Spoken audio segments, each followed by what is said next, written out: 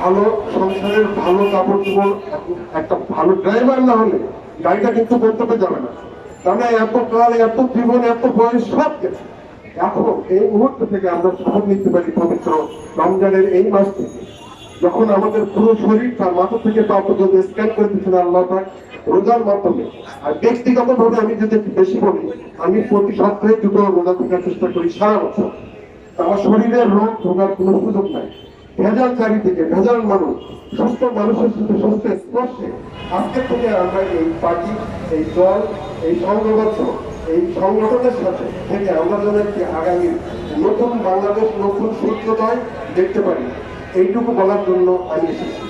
একজন কবি, একজন লেখক তার মনের কিছু কথা লিখেছিলেন, ইমানদার হয়ে তোমরা মাটির কফিনে, মাটির ভিতরে যেতে হবে।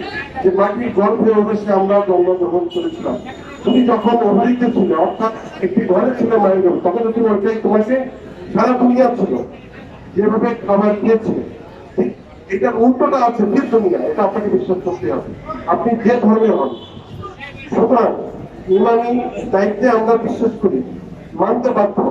এবং ইমানি ইমানদার যারা আমরা হতে চাই, এই মানুষগুলো সত্য, সৎ এবং পবিত্র দায়িত্বে যারা আমাদের ইফতার খাওয়াতে পারছেন, তাদের সাথে আমরা সারা জিন্দেগির জন্য থাকতে পারি।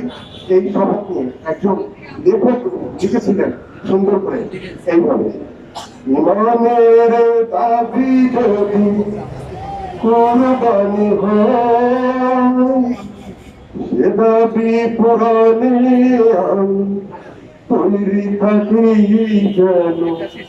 ও গো দয়াময়, ও গো দয়াময়, ও গো দয়াময়, ও গো দয়াময়, ও গো দয়াময়।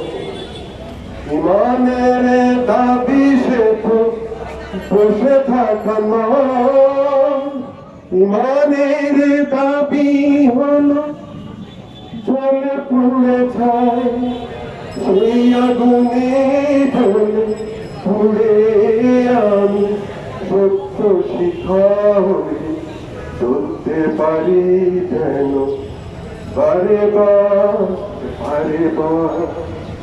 সবাইকে ধন্যবাদ, সবাইকে আমন্ত্রণ আবারও আগামী বছর। সুন্দর বক্তব্য এবং ইসলামী গানের জন্য ভাইকে ধন্যবাদ। আমরা আমাদের